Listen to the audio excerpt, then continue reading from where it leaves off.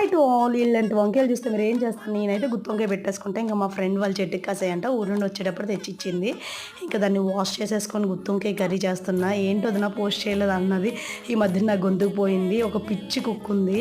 ఆ కుక్కతో అరిచి అరిచి అరిచి నా గొంతుకు పోయింది. అది ఎవరు కాదు, మా అమ్మ చిన్నప్పుడు పెంచి దాన్ని విషంలా తయారు చేసింది. ఎందుకు ఈ మాట అన్నానంటే, పాముకు పాలు పోస్తే కక్కింది విషమే కదా, అది అలాంటిదే. దానికి పాలు పోసి చిన్నప్పటి నుంచి పెంచితే అది కక్కింది విషమే. ఇంకా మా మీదకి ఇంకా నా స్టైల్లో ఇంకా వండేసుకున్నా.